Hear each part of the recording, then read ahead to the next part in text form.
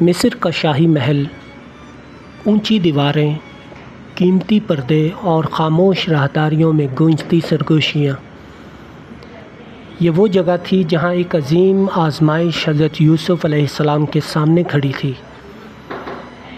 ایک طرف دنیا کی آسائشیں، اقتدار کے دروازے اور ایک طاقتور عورت کی خواہش، اور دوسری طرف تھا اللہ کا خوف۔ یہ وہ لمحہ تھا جب انسان کا ایمان آزمایا جاتا ہے۔ حضرت یوسف علیہ السلام صرف ایک خوبصورت نوجوان نہیں تھے، وہ اللہ کے برگزیدہ نبی تھے۔ ان کا دل اللہ کی یاد سے بھرا ہوا تھا۔ جب عزیز مصر کی بیوی نے انہیں گناہ کی طرف بلایا تو یوسف علیہ السلام نے فوراً اپنے رب کو یاد کیا۔ انہوں نے کہا، معاذ اللہ، میں اللہ کی پناہ مانگتا ہوں۔ یہ الفاظ صرف ایک جملہ نہیں تھے، یہ ایک پاک دل کی پکار تھی۔ مگر آزمائشیں یہیں ختم نہیں ہوئیں۔ وقت گزرتا گیا اور عزیز مصر کی بیوی کی خواہش کم ہونے کے بجائے اور بڑھتی گئی، یہاں تک کہ اس نے شہر کی عورتوں کو جمع کیا تاکہ وہ یوسف کو دیکھ کر سمجھ سکیں کہ وہ کیوں بے اختیار ہو گئی تھی۔ جب عورتوں نے یوسف علیہ السلام کو دیکھا تو وہ حیرت میں ڈوب گئیں۔ انہوں نے اپنے ہاتھ کاٹ لیے اور کہا، یہ انسان نہیں، کوئی فرشتہ لگتا ہے۔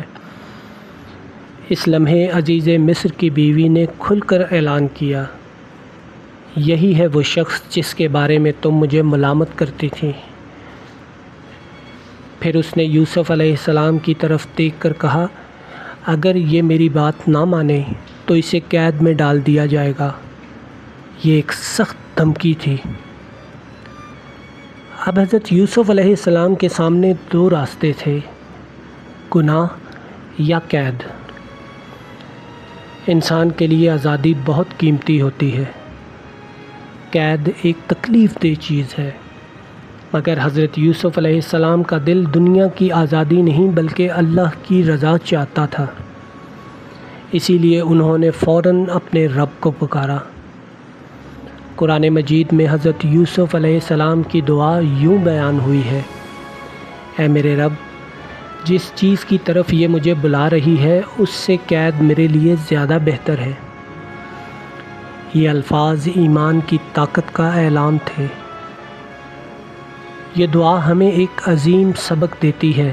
حضرت یوسف علیہ السلام نے دنیا کی آسانی کو چھوڑ کر اللہ کی رضا کو اختیار کیا۔ انہوں نے گناہ کے بجائے قید کو ترجیح دی، کیونکہ وہ جانتے تھے کہ اللہ کی ناراضگی سب سے بڑی سزا ہے۔ اللہ تعالیٰ نے اپنے نبی کی دعا قبول فرمائی۔ قرآن کہتا ہے، اللہ نے ان کے فتنوں کو ان سے دور کر دیا، کیونکہ وہ سننے والا بھی ہے اور سب کچھ جاننے والا بھی۔ آخر کار حالات ایسے بنے کہ حضرت یوسف علیہ السلام کو قید میں ڈال دیا گیا، مگر یہ قید دراصل ایک نئی داستان کی شروعات تھی۔ یہ وہی قید تھی جو بعد میں حضرت یوسف علیہ السلام کو مصر کی حکومت تک لے جانے والی تھی۔ دنیا بظاہر سمجھتی ہے کہ قید ایک شکست ہے، مگر اللہ کے نزدیک گناہ سے بچنا اصل کامیابی ہے۔ حضرت یوسف علیہ السلام نے ثابت کر دیا کہ ایمان والا انسان ہر مشکل برداشت کر سکتا ہے مگر اللہ کی نافرمانی نہیں کرتا۔ آج بھی دنیا میں بے شمار آزمائشیں ہیں۔ گناہ کے راستے آسان لگتے ہیں مگر ان کا انجام تباہی ہوتا ہے۔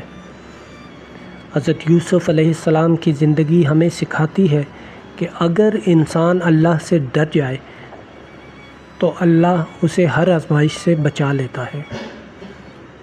حضرت یوسف علیہ السلام نے صبر کیا، اللہ پر بھروسہ کیا اور آخر کار اللہ نے انہیں عزت عطا کی۔